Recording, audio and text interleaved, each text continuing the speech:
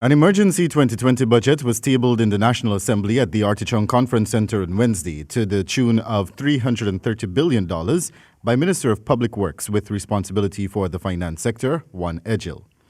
Some of the things persons can look forward to in the 2020 budget include an increase in old age pension from $20,500 to $25,000, effective 2021. Reversal of VAT on water and light as well as cellular phone purchases, removal of tax on education, an increase in the tax threshold for persons aspiring to build their homes, removal of VAT on mining equipment and machinery for miners and farmers, removal of tax on private health services, hinterland travel, exports, reintroduction of the $15,000 cash grant for school children, effective January 2021, an increase in the uniform voucher from $2,000 to $4,000 per child, effective 2021. Reversal of fees for drainage and irrigation for farmers and agriculturalists, among a host of others mentioned by the minister. Additionally, it was announced that every home in Guyana will benefit from a $25,000 cash grant to help cushion the effects of the COVID-19 pandemic. The minister noted an increase in the gross domestic product, GDP, of the country. Mr. Speaker, the Ministry of Finance in its end-of-year outcome report for 2019, which was published in June 2020, noted that real gross domestic product GDP grew by 5.4%, with non-oil growth pegged at 4.3%.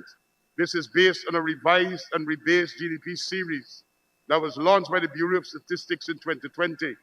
The updated series was rebased to years 2020. Meanwhile, it was noted that in 2019, the agriculture, forestry, and the fishing industries contracted by 0.5%. on account of decline in sugar, livestock, and forestry, while the rice industry grew by 1%. The minister continued to note an increase in beef, pork, mutton, and egg production, but a decrease in poultry and milk production, resulting in a contraction of roughly 3% in the livestock industry. The mining and quarry industries saw an expansion of 10.6% in 2019, which he attributed to the oil and gas industry. Declarations by small and medium miners increased by 25% in the gold industry.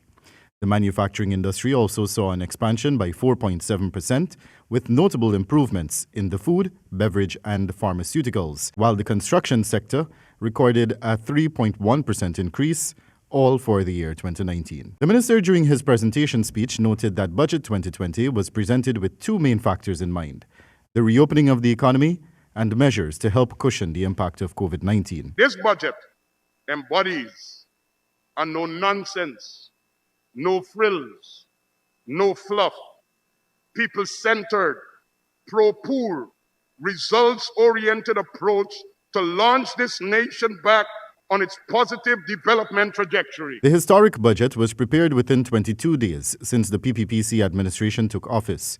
The budget was presented under the theme, Our Plan for Prosperity, Protecting Our People in a COVID-19 Environment, Strengthening Democracy and the Rule of Law, Incentivizing Economic Growth and Job Creation, Enhancing Welfare. Meanwhile, the APNU AFC coalition was absent from Wednesday's budget presentation. Leader of the opposition, Joseph Harmon, explained his absence while on a visit to the Berbice region to meet with the families of Isaiah and Joel Henry, who lost their lives at the weekend and which sparked countrywide protests. A few days ago, but I decided to come back today, and all of these people here are members of parliament. We chose to come to spend this time with you rather than going into the parliament to address budget and all of that, because we believe that it is important that we show solidarity with you and that the whole country understands. Wendell Badrie for the HGP Nightly News.